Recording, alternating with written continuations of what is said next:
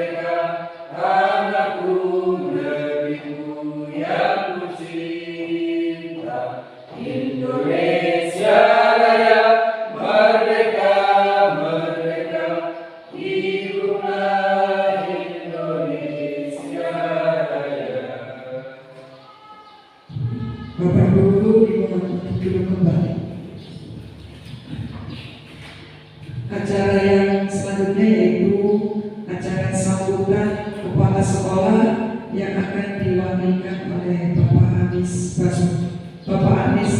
Budiarto SOS. Kepada Bapak Anies Budiarto kami persilakan.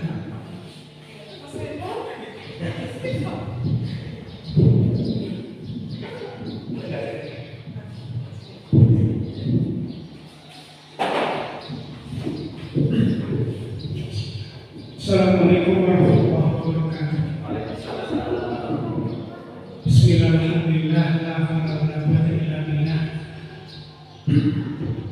Bapak Ibu yang kami hormati, mewakili atas nama kepala sekolah yang tidak bisa hadir karena ada acara. Yang pertama dan paling utama, kita senantiasa menjadikan puji syukur Allah Subhanahu wa Ta'ala karena atas limpahan rahmatnya, alhamdulillah pada pagi hari ini kita masih diberi kesempatan panjang untuk bisa hadir di acara diseminasi budaya positif sekolah yang insya Allah nanti akan disampaikan oleh Bapak Ahmad Suryono SPD CGP Angkatan 10 Kabupaten Brebes. Mudah-mudahan di acara pada pagi hari ini nanti bisa berjalan lancar dan diharapkan dari Bapak Ibu bisa mengikutinya dengan baik, dan mudah-mudahan juga setelah acara ini berlangsung tidak hanya sebatas pengimbasan atau diseminasi, tapi juga bisa nanti selanjutnya dilaksanakan di sekolah. Dilaksanakan di sekolah, mudah-mudahan hal-hal positif yang bisa kita ambil dari sekolah yang nanti akan disampaikan oleh Pak Ahmad Suryono bisa kita laksanakan untuk selanjutnya dan bisa membawa sekolah SMP Negeri 4 Sabta Surabaya ini bisa lebih baik. Mungkin itu saja yang kami bisa sampaikan. Sekali lagi mudah-mudahan acaranya bisa berjalan lancar, dan saya akhiri kurang lebihnya mohon maaf. Assalamualaikum warahmatullahi wabarakatuh.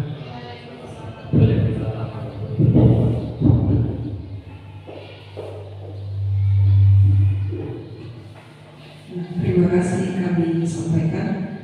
Untuk acara selanjutnya yaitu acara inti pengimbasan atau diseminasi budaya positif sekolah yang akan disampaikan oleh Bapak Ahmad Suryono SPD.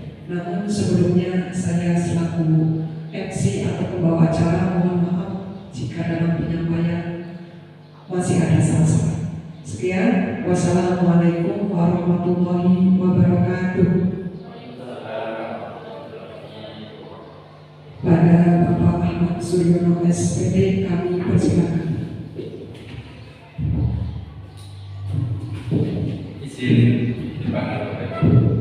Bismillahirrahmanirrahim. Assalamualaikum warahmatullahi wabarakatuh. Alhamdulillahirrahmanirrahim. Kepada Bapak Kepala Sekolah yang kami hormati, kepada Bapak Ibu guru dan karyawan SMP Negeri 4 Sabta Surabaya yang kami hormati dan kami banggakan, pada pagi hari ini marilah kita bersyukur kepada Allah SWT bahwa kita masih diberi kesempatan untuk bisa hadir di acara kami, yaitu acara diseminasi budaya positif di sekolah. Hal yang penting lagi adalah salawat serta salam kita sanjungkan kepada Nabi Muhammad SAW yang telah memberikan kita petunjuk untuk hidup lebih baik lagi di zaman ini. Syafaat beliau kita nantikan di akhir waktu. Amin ya rabbal alamin.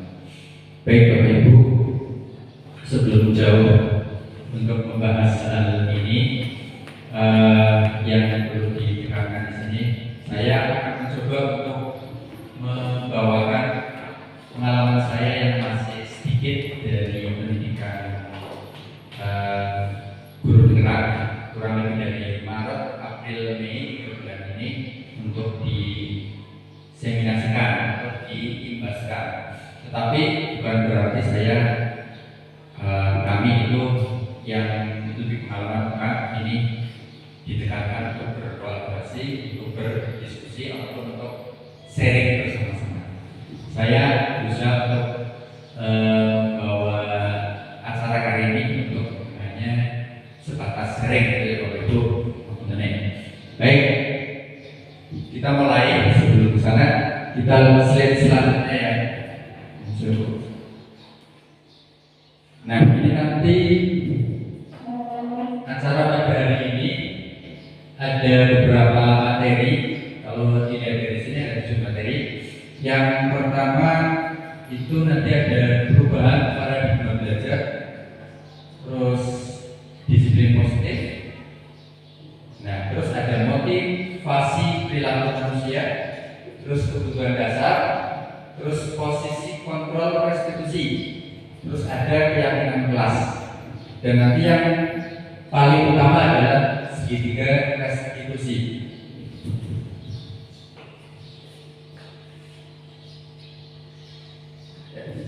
Oke, baik Bapak Ibu. Nanti perubahan paradigma ini nanti ada didasarkan pada filosofi pendidikan Ganjar Prantoro. Disiplin positif, tujuan akhir dari pembahasannya adalah kita semua mengerti makna dari disiplin. Ya. Berikutnya kebutuhan, yang berikutnya adalah motivasi perilaku manusia. Tujuan akhir dari adalah memahami alasan dasar atau motivasi manusia dalam berperilaku. Berikutnya kebutuhan dasar. Ini tujuannya memahami kebutuhan dasar dari siswa dan pemenuhannya. Kebutuhan dasar siswa nanti bagaimana pemenuhannya. Terus posisi kontrol restitusi, ini mungkin yang terbaru, yang mungkin belum kita pahami. Saya juga masih belajar bisa dibahaskan ya.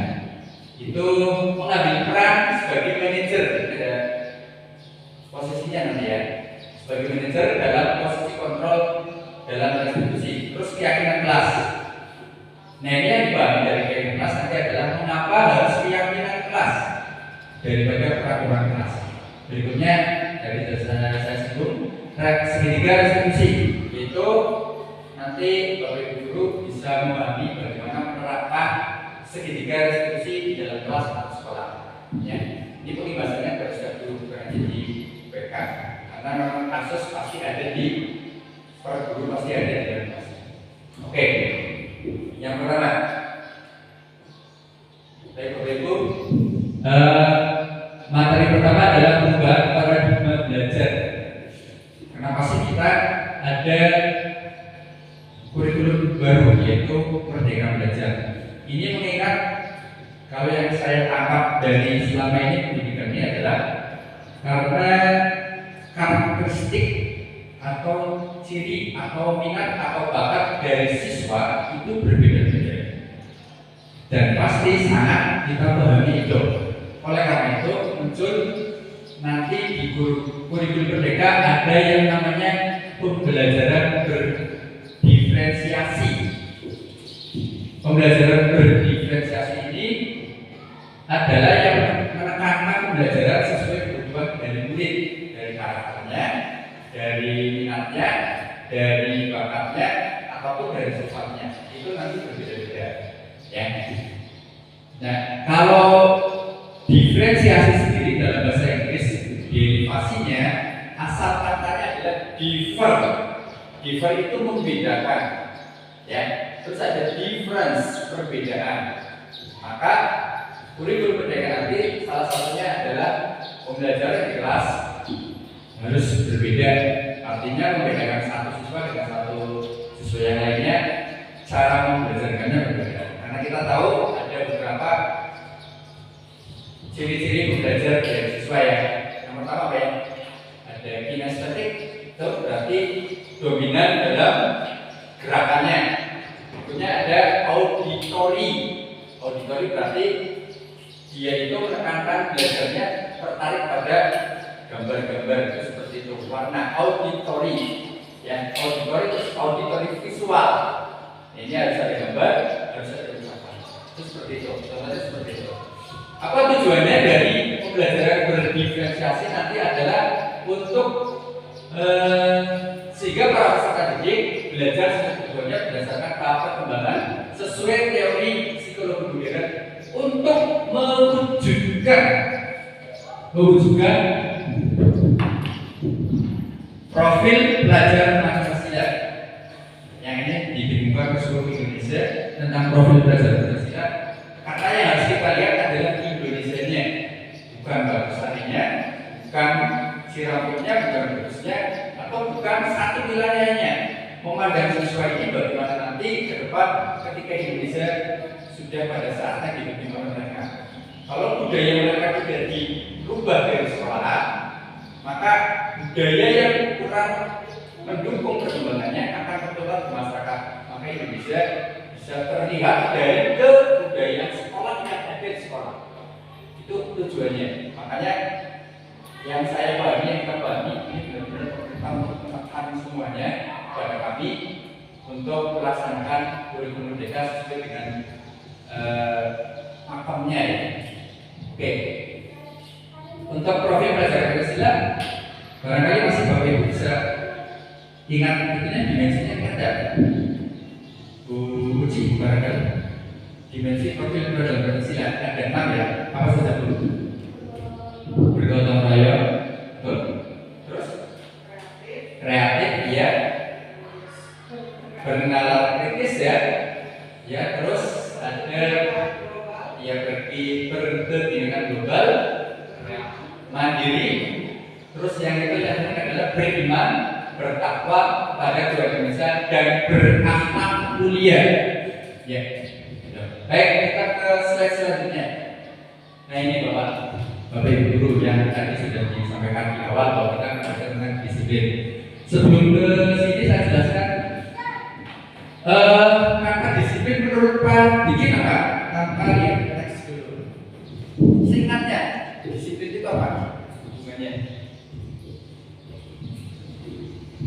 Menurut saya disiplin itu menyesuaikan diri atau menyesuaikan diri dengan peraturan-peraturan yang berlaku.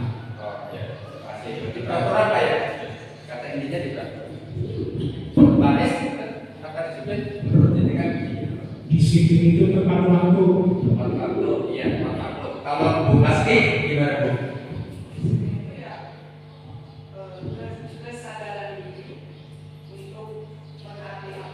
Oke, mentaati peraturan, terus tadi ada tepat waktu, terus Pak Dikin tadi menyelesaikan diri Pak ya?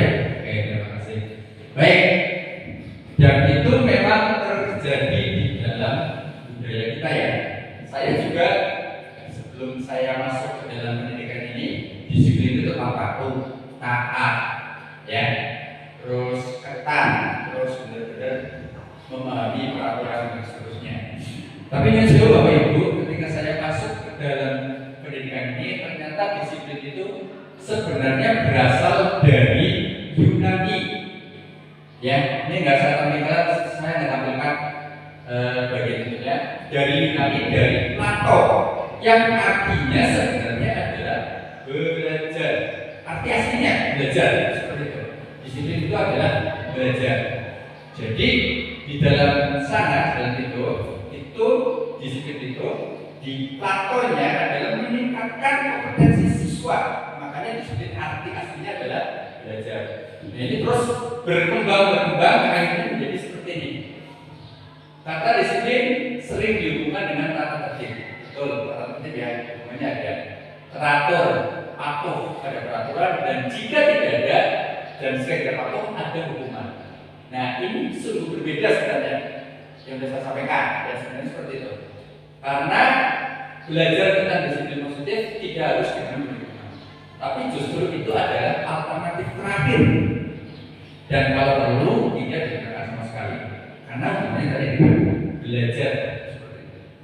Oke, dalam budaya kita makna kata disiplin dimaknai menjadi sesuatu yang dilakukan seseorang pada orang lain untuk mendapatkan kepatuhan. Yang tadi ada patuh, tertib, terus taat aturan, menyesuaikan tepat waktu dan seterusnya.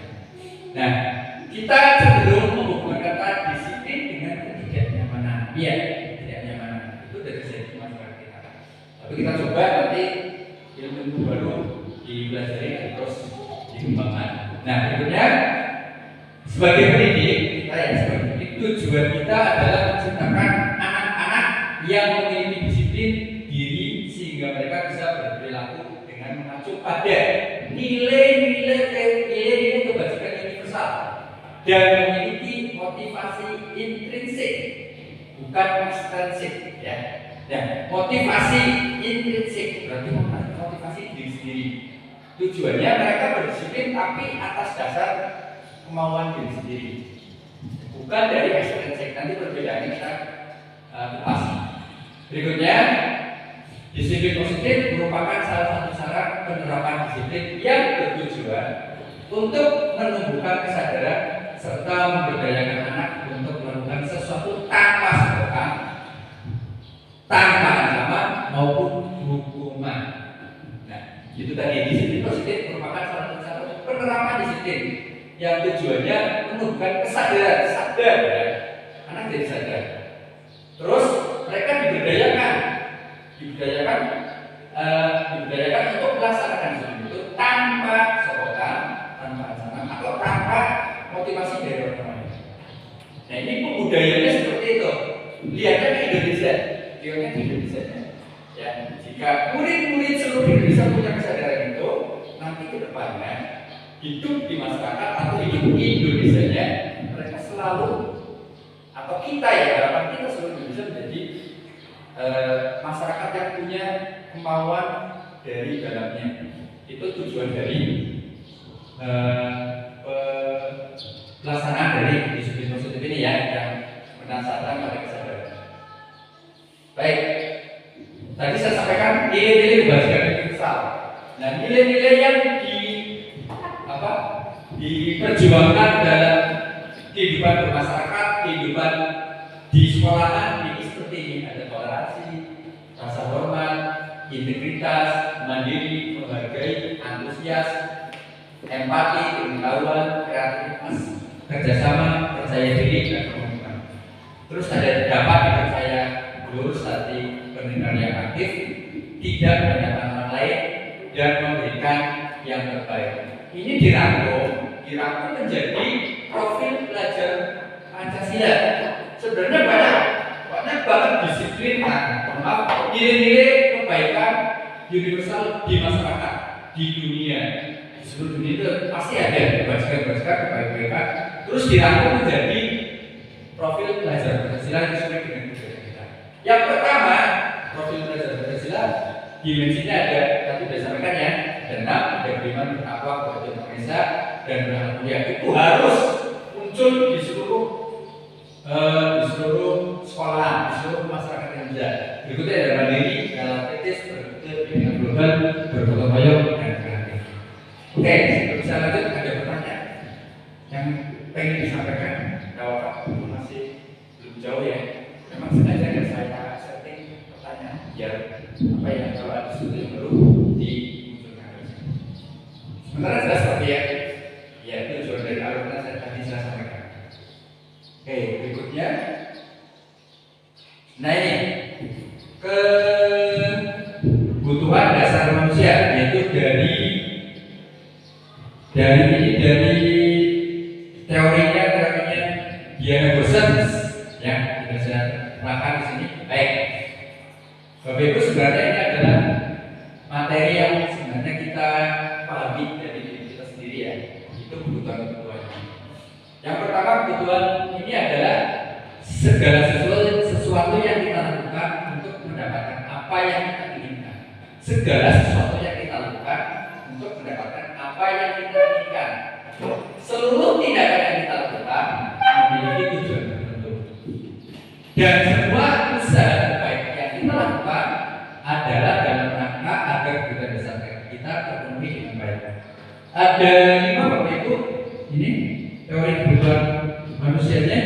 Yang pertama, bertahan hidup. Bertahan hidup itu berarti berhubungan dengan apa ya kira-kira? Iya, dengan yang makanan, terus minuman, pakaian, tempat tinggal, keamanan, dan kesehatan, atau 9 kebutuhan bahan pokok. Itu ya yang bertahan hidup. Nah, yang 4 itu adalah kebutuhan kebutuhan psikologi. Psikologi yang pertama adalah kasih sayang dan rasa terima. Terus ada penguasaan, ya penguasaan. Terus kebebasan, terus kesenangan. Berikutnya adalah kesenangan. Yang pertama kasih sayang. Kasih sayang di sini berupa bisa rasa terima, diberikan, berbagi, bekerja sama, terus menjadi bagian dari kelompok. Ini kasus kemarin saya coba ke kelas 7 menerapkan ini, memetakan kebutuhan dari kelas 7 itu apa. Ternyata sebagai besar anak itu kekurangan kasih sayang. Tidak ada caranya.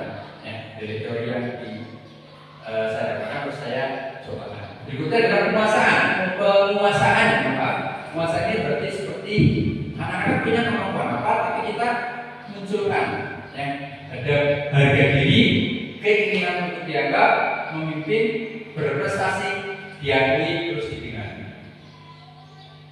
Nah itu kebutuhannya. Terus yang nomor berikutnya nomor 4 yaitu kebutuhan akan kebebasan. Kita merasa pengen bebas. Itu ada dari diri kita masing-masing.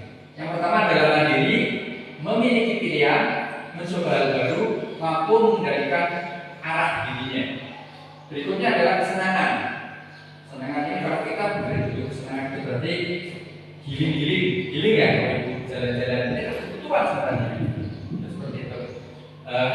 Ada bermain, humor, antusiasme, tertawa, ini juga nanti saya katakan adalah jalan-jalan atau healing atau rekreasi. Kalau Bapak Ibu, coba saya pengen tanya sebelumnya untuk kebutuhan kasih sayang dan rasa diterima, kira-kira yang menonjol dari ini apa? Yaitu keluarga. Ini berperan penting. Terus penguasaan, ya dari anak kita, kira-kira yang bisa muncul di mereka apa ya?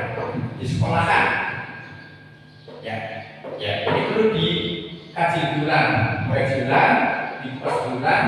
Mereka itu kebutuhan yang belum terpenuhi apa? Apakah penguasaan, apakah kebebasan, apakah kesenangannya? Ini nanti kita tahu. Ini menjadi dasar semuanya ya. Oke, selanjutnya, nah ini motivasi dari perilaku manusia. Ini dimasukkan ke siswa sebagai semuanya. Motivasinya apa? Yang pertama adalah ada dua ya, motivasi ekstrinsik dan motivasi intrinsik. Oke Bapak Ibu, saya pengen tahu dari Bapak Ibu semuanya. Mohon maaf, isi itu sudah. Ketika kita berdisiplin ya, masuk tepat waktu atau masuk setiap hari, itu motivasinya apa? Ya, apakah yang A untuk menghindari ketidaknyamanan atau hubungan, atau yang berikutnya itu untuk mendapatkan imbalan atau keberkahan orang lain, atau untuk menjadi orang yang mereka inginkan dan menghargai diri sendiri dengan nilai yang mereka percaya. Nilai-nilai berarti nilai-nilai kebajikan tadi. Ya, saya ingin orang yang apa tadi disebut menghargai orang lain, terus ingin menjadi orang yang tepat waktu, menghargai, terus berkasih sayang dan seterusnya. Oke, yang pertama, Bapak Ibu, ketika kita tepat waktu itu, kira-kira yang mana yang muncul di hati Bapak Ibu? Mungkin bisa disampaikan. Yang pertama, motivasinya yang mana? Kita pengen lihat aja. Mungkin untuk berarti motivasi prinsip untuk menjadi orang yang mereka inginkan dan menghargai diri sendiri dengan nilai-nilai yang mereka percaya, karena dengan seperti itu dengan kita menghargai diri kita sendiri, maka kita akan dihargai oleh orang lain, oleh rekan kerja ataupun oleh siswanya sendiri. Terima kasih. Dari Pak yang lainnya motivasinya dari ya, contohnya motivasi kita berangkat hasil itu saya pikir ada dua-duanya Pak, ekstrinsiknya ada, intrinsiknya ada. Kalau intrinsiknya kan memang sudah pakat untuk berangkat hasil, apapun acaranya pasti berangkat hasil. Jadi karena mungkin sudah motivasi dari diri sendiri. Ekstrinsiknya untuk saat ini kan karena kita harus belajar, ada terima kasih ya. Itu ada hal yang menarik pernyataan Bapak Ibu, termasuk dari Pak Anies. Jadi menyatakan dua-duanya ada dan memang itu adalah terjadi pada diri kita ya Bapak Ibu. Nah, yang ditekankan dari kita dominan manakah? Dominan manakah ya? Yang ekstrinsik atau yang intrinsik? Harapannya dari kami atau dari kita itu yang intrinsik. Contoh kalau dalam kelas seperti ini, ketika kalau sudah disuruh saja, jadi bersihkan kelas itu sudah ekstrinsik, ya, itu sudah ekstrinsik atau luar, karena disuruh, itu dorongan dari orang lain, dari Bapak Ibu, atau dari temannya. Si Aldi mungkin marah sama si Gabi, tadi kalau bersih ini fokus sekali, kamu pikir ya. Nah, ini ada dorongan, ada kemarahan. Nah, terus dia bisa. Berarti kan dari ekstrinsik dari luar ya. Tapi beda kalau dari intrinsik. Jadi pikir, saya mau nyapulang biar semua kelas ini bersih, biar kelas ini tidak kotor, atau karena dia pengen menginginkan dirinya menjadi anak yang rajin, supaya rajin, supaya saya terbiasa untuk menyapu. Ya, itu seperti itu. Bagi Bapak Ibu, ekstrinsik dan intrinsik. Nah, ini yang ditekankan supaya siswa bisa muncul motivasi dalam dirinya. Itu nanti ada caranya. Ya, baik kita lanjut.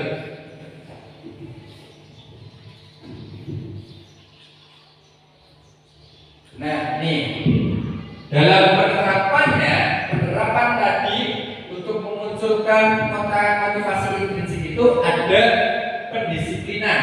Pendisiplinan di sini ada 4 nanti ya, 4 cara. Ya ini, tetapi dari 4 cara itu ada 2 yang dikategorikan, yaitu konsep disiplin baik hukuman dan badan. Itu ternyata adalah pembentukan dari siswa untuk menjadi identitas gagal. Identitas gagal itu berarti outputnya gagal gitu. Itu ada 2 hukuman dan badan. Kalau yang berikutnya, konsep disiplin dengan identitas sukses ini pelaksanaannya nanti menimbulkan atau diharapkan menghasilkan individu-individu yang beridentitas sukses. Ya, outputnya nanti menjadi pribadi yang sukses. Pribadinya muncul, nilai intrinsiknya muncul, itu seperti itu. Oke, yang pertama ya, hukuman. Kalau hukuman cenderung menyakitkan, itu pasti. Saya sendiri kalau istri dan seterusnya kalau ada masalah atau saya dibentak dan seterusnya ya, itu pasti ada tidak nyaman. Ini karena hukuman. Terus tidak nyaman pasti, murid menjadi takut. Ya, ada beberapa anak yang dibentak, saya beberapa juga di sini di kelas langsung pada dia terus raut mukanya kan seperti ketakutan. Oh ternyata hakim seperti itu. Kalau menghukum takut. Berikutnya memaksa, pasti memaksa.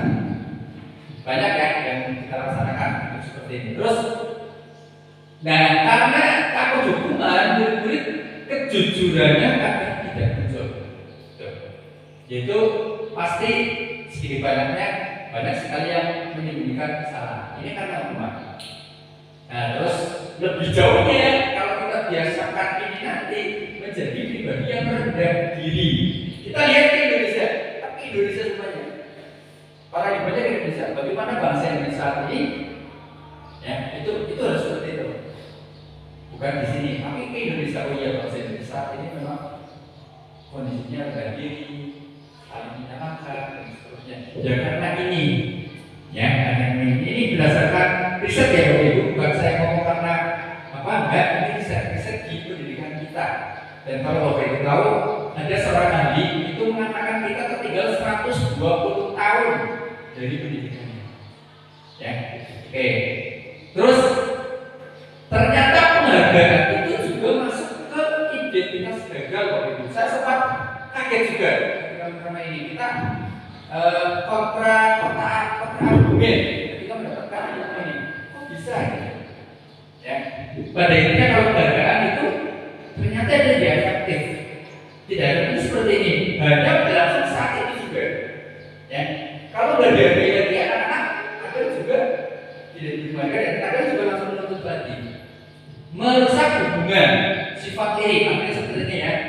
itu dapat, saya enggak. Ya, itu menjadi yang lainnya merasa bangga. Itu yang satunya yang diberi harga ada dia, itu nanti akan menggantungkan terus motivasinya. Karena saya pengen dia, karena saya pengen dapat hadiah. Jadi bisnis gagal. Terus mematikan kreativitas, ya kreativitasnya juga akan mati. Ini sudah ada di penelitian, itu dibuktikan. Coba kita berhargaan anak yang diberi kebebasan untuk berkreativitas, ternyata yang diberi penghargaan mentok sudah dapat seperti ini, kok dapat taruhlah dapat uang 1 juta, hanya mengerjakan seperti ini sudah dapat 1 juta. Tapi yang lainnya yang tidak diberi penghargaan ternyata lebih bagus, itu diteruskan, ya diteruskan. Namanya penelitiannya yang tidak 1 kali, 2 kali, 3 kali. Itu yang satu diberi penghargaan terus, yang satu tidak dimotivasi. Ternyata lebih besar yang dimotivasi. Baik, terus menghukum dengan ranking dia, pasti ranking. Makanya sekarang sudah ada rankingnya. Ya, memang saya juga ya saat itu kan kita sering memotivasi yang lain. Dampaknya ke anak kurang baik, ke orang tua kadang seperti itu. Ada orang tua yang memarahi anaknya ketika tidak mendapatkan ini. Itu seperti itu ya. Sangat-sangat riskan. Terus merampas hak untuk menghargai dirinya sendiri. Maksudnya seperti ini. Ketika dia bisa mengerjakan tugas ya, alhamdulillah saya bisa seperti itu. Tapi ternyata kita berikan dia bangga, saya bisa mengerjakan tugas ini. Namun ternyata ada yang lainnya memberikan dia seperti apa lah ya, dikasih terus seperti itu. Loh, maksudnya gitu dia hadiah, berarti harganya hanya sebatas itu seperti itu. Ini teorinya seperti itu. Baik, kita lanjut. Yang identitas sukses.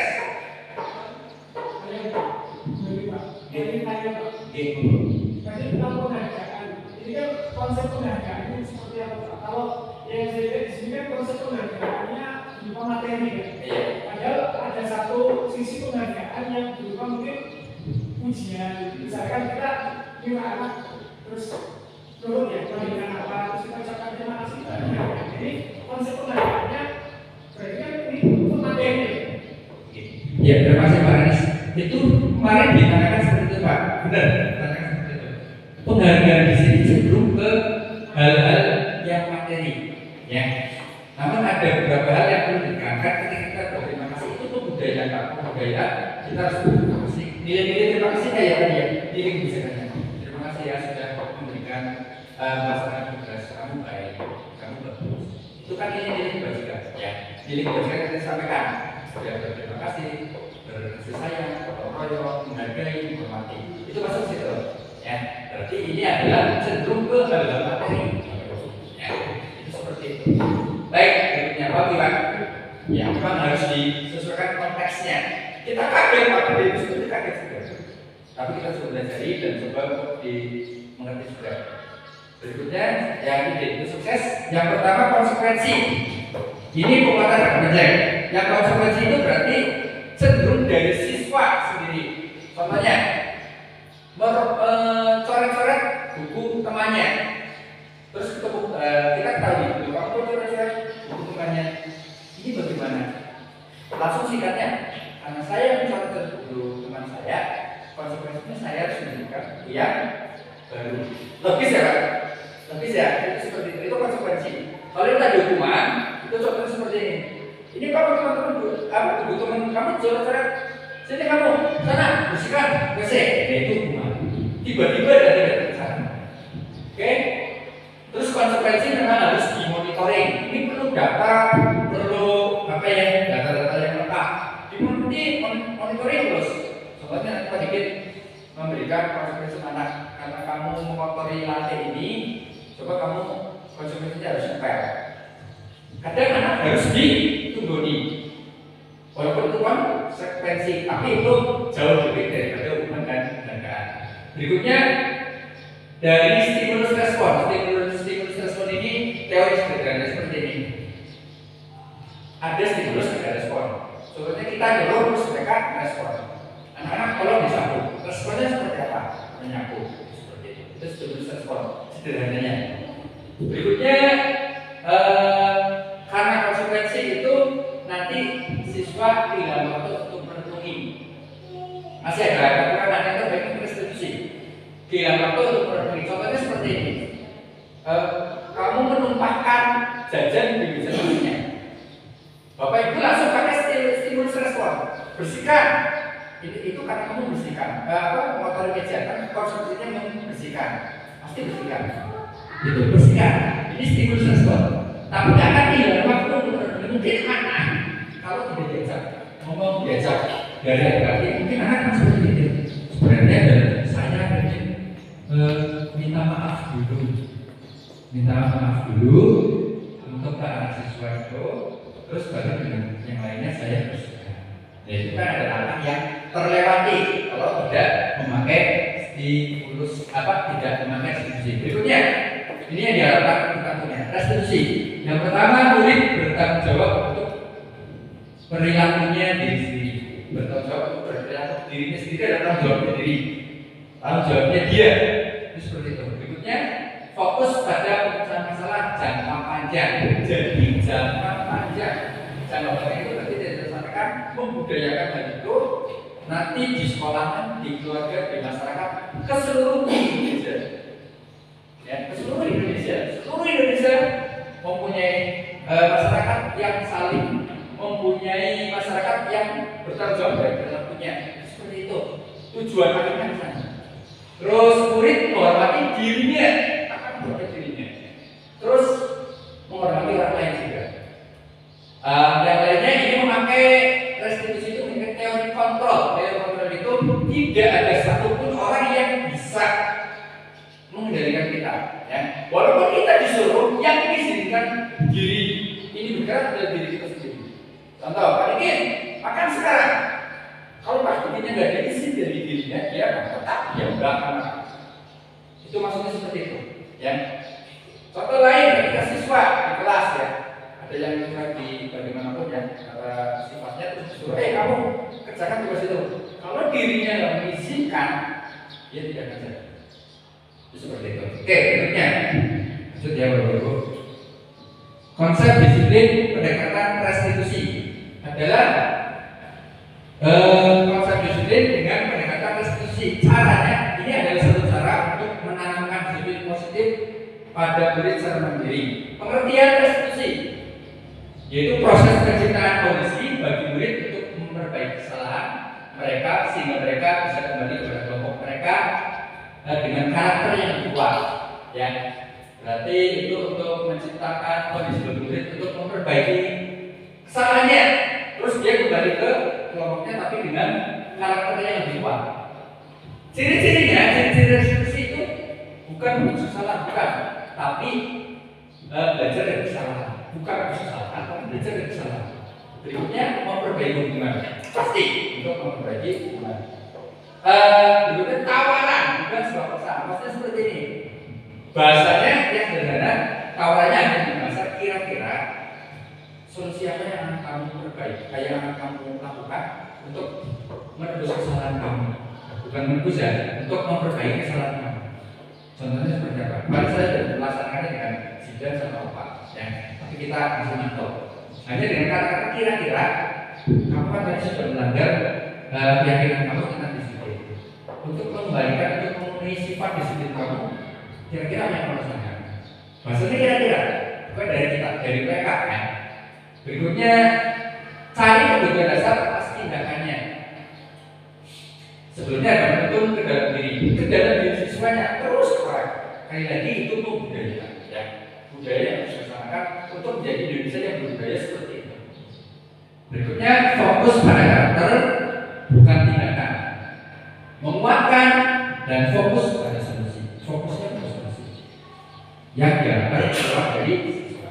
Oke, berikutnya. Nah ini yang kita harus pahami.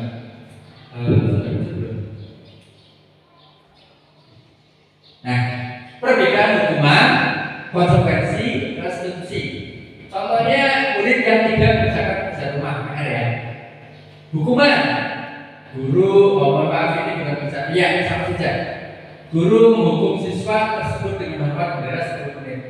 Tidak bisa PR, terus suruh hormat. Berikutnya, guru marah dan murid jadi takut, dendam, bertambah nakal, bertambah tidak turun, terus kecewa. Ini kalau berikutnya adalah konsekuensi. Kalau konsekuensi, guru memberi konsekuensi untuk mengerjakan PR saat istirahat atau 3 kali pulang. Itu konsekuensinya kan harus dikerjakan seperti itu. Berikutnya, guru tegas dan siswa menjadi taat pada peraturan. Oke. Selanjutnya, kalau restitusi cirinya seperti apa? Dengan murid yang tidak bisa PR. Solusinya seperti ini. Guru menanyakan keyakinan kelas dirinya dan membantu memutuskan masalah. Maksudnya seperti ini. Di dalam kelas ada kebaikan, kebaikan, kan kamu ini menjadi orang yang bertanggung jawab ya. Ya kan? Ya Pak. Kira-kira kalau kamu, maksudnya kira-kira kalau kamu mengerjakan PR itu bertanggung jawab atau tidak? Tidak. Oke. Terus kamu punya mimpi kan bahwa kamu ingin menjadi murid yang sukses? Kira-kira kalau kamu tidak menghargai diri kamu terus gimana? Ya saya gagal Pak menjadi orang sukses. Itu seperti itu. Nah itu makanya menanyakan keyakinannya. Berikutnya guru terbuka dan siswa menghormati dirinya dan orang lain. Sekilas pahami Pak, Bu, untuk hukuman, konsekuensi dan restitusi. Ada gambaran Pak? Ada yang tanya apa? Barangkali ada yang tanya? Ini Pak, ini kan teori-teori yang ada di CPP sebenarnya. Mungkin teori ini akan ada hasilnya setelah 20 tahun atau 30 tahun. Contohnya misalkan saya dengan termasuk kita semua, ini hasil dari teori yang 20 tahun lalu. Yang mungkin ketika aku punya pajak sama buku dia, pakai penggali dan sebagainya. Yang ketika wajib di depan kelas mengerjakan langsung pakai kalau misalnya nggak bisa buku pakai hasilnya ya kita ini. Dan mungkin kadang-kadang ada yang teori-teori di sini sepertinya tidak sesuai dengan yang kita lakukan sekarang ya.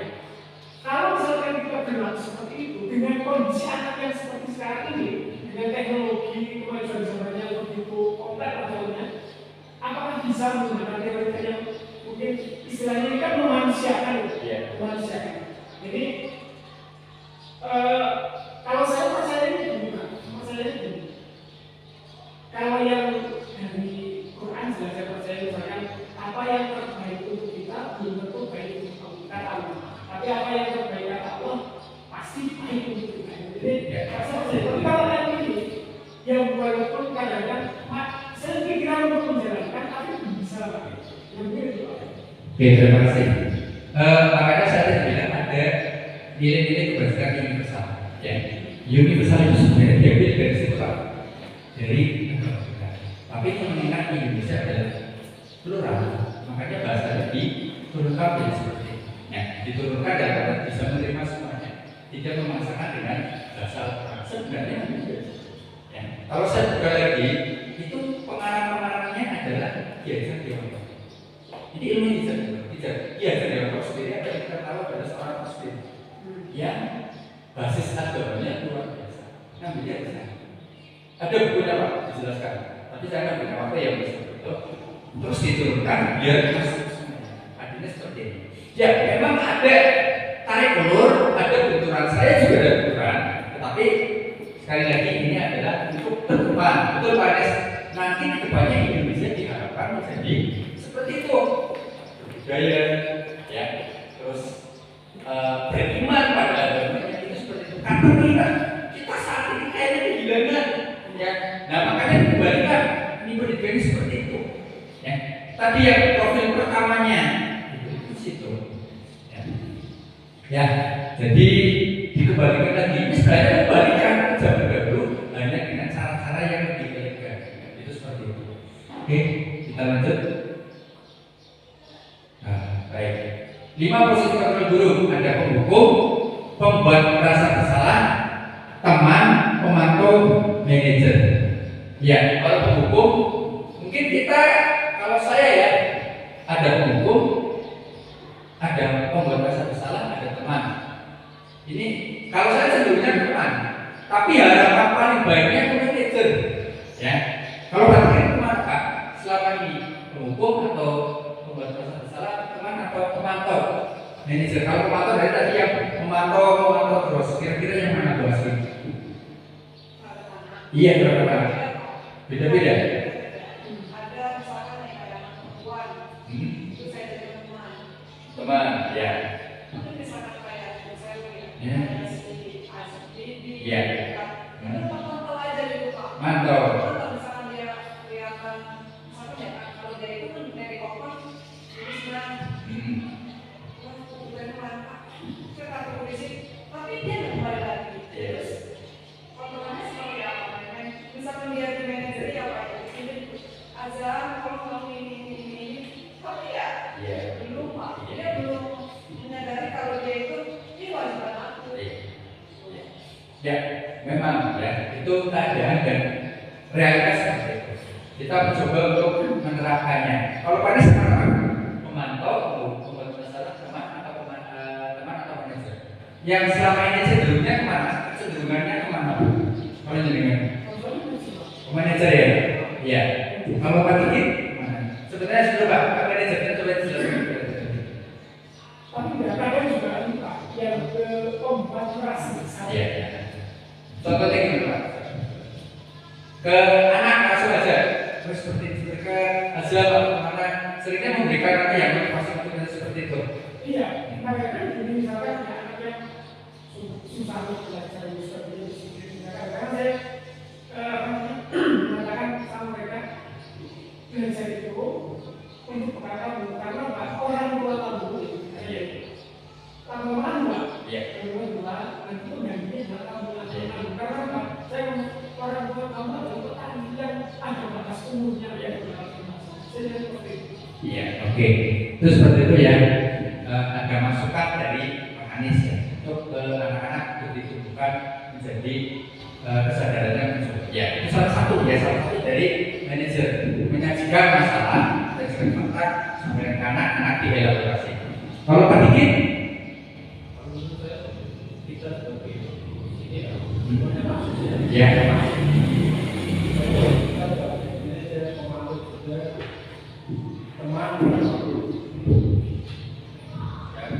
kita di sini sebagai guru semuanya masuk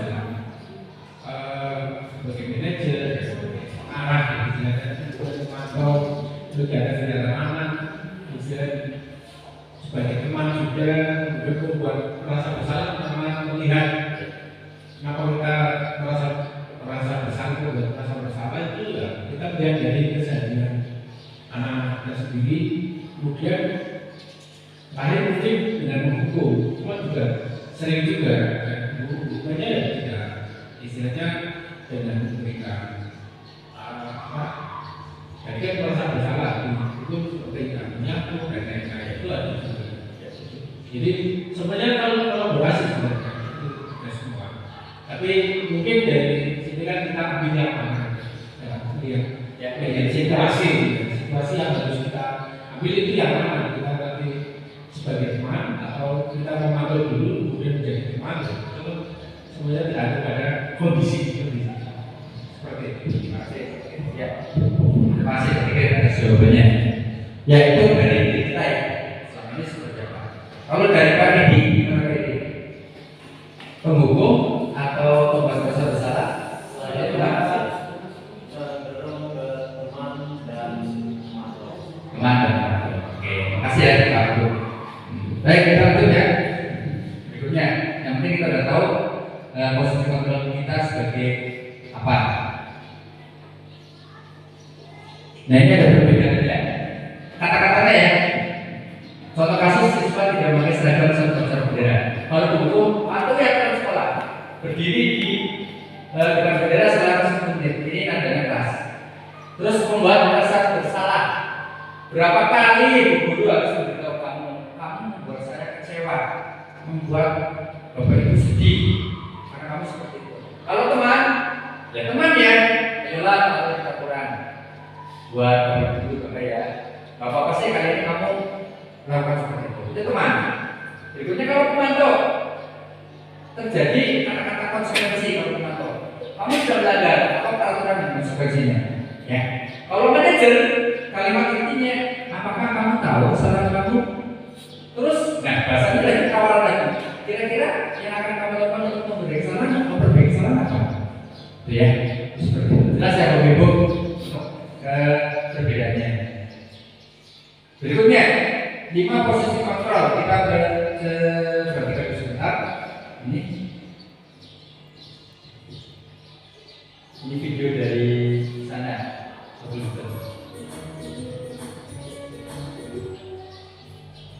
Salam bahagia Ibu dan Bapak Guru hebat. Dalam penerapan disiplin positif restitusi, salah satu program yang dikembangkan adalah 5 posisi kontrol. 5 posisi kontrol restitusi adalah proses perjalanan mandiri agar dapat mengambil. Pada video kali ini, kita akan membahas tentang 5 posisi kontrol yang dikembangkan oleh gaya dosen dan contoh penerapannya.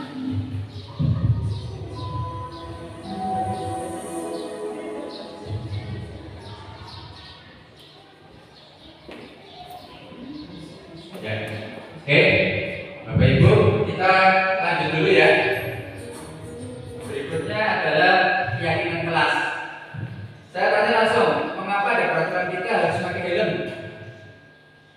Yakin apa, Pak? Yakin untuk keselamatan? Iya, seperti itu. Selamat, berarti keselamatan. Kedua, mengapa ada peraturan kita harus mencuci tangan sebelum kita makan? Yakin sehat ya? Yakin itu berarti kebersihan.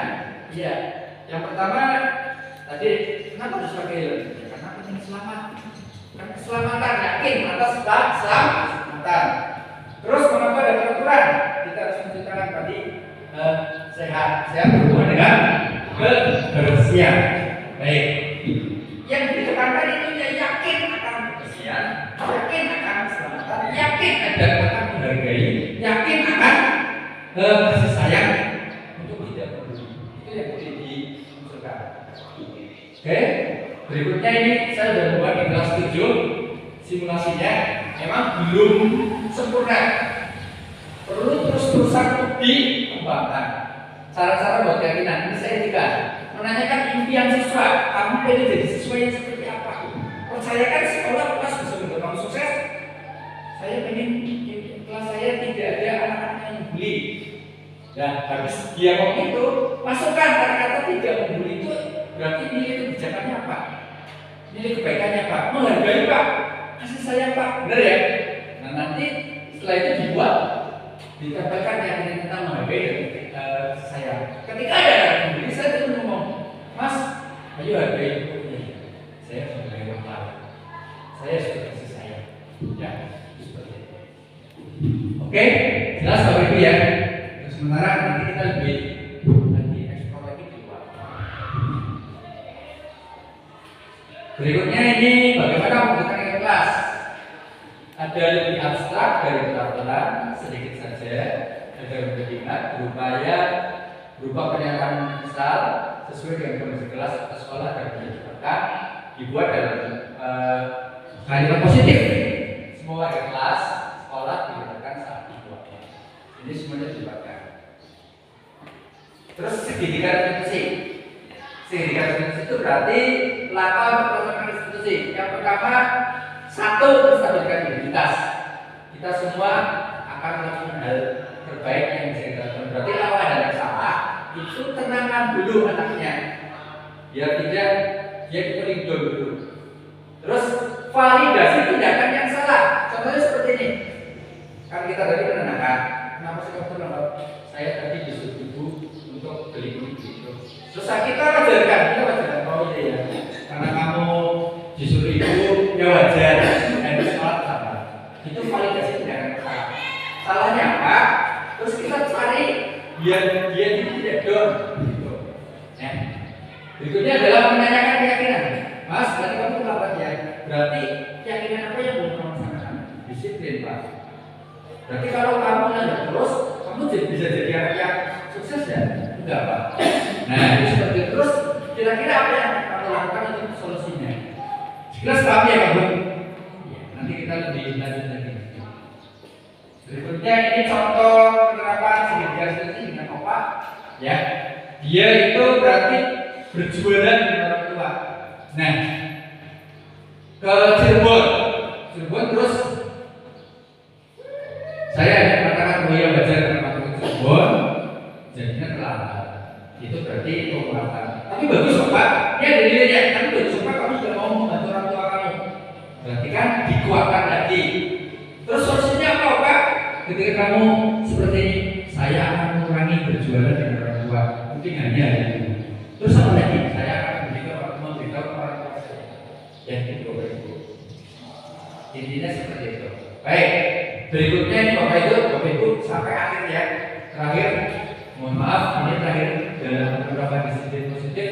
Hendaknya guru memiliki harus lebih berbagian Pak Bu berbanding dari kita sebelum penerapan disiplinnya. Terus profesional dan hubungan sosial yang baik, di mana guru mampu merefleksi posisi kontrolnya. Terus saat ini bagaimana perjalanan dirinya sebagai seorang pamong berarti menuntun posisi manajer yang menuntun murid-murid, menuntun katanya murid-murid menjadi insan yang mandiri, merdeka dan bertanggung jawab. Mandiri, merdeka dan bertanggung jawab. Tampil itu sadar pendidikan dari diajar Dewanto. Ya, semuanya dari diajar Dewanto. Nah, makanya tadi saya berikan kayaknya ada sesuatu yang dilupakan dari diajar Dewanto. Akhirnya Indonesia seperti ini. Masuk sana. Oke, Bapak Ibu, alhamdulillah sudah selesai. Sudah tepat 1 jam ya. Mungkin diskusi lebih lanjutnya di luar lagi di acara yang lainnya. Saya ucapkan terima kasih atas kehadirannya, atas antusiasnya, dan ini hanya sebuah sharing ya, sharing. Dan memang di Kumper itu kurikulum merdeka itu kolaborasi, kerjasama dan tekanan. Itu aja.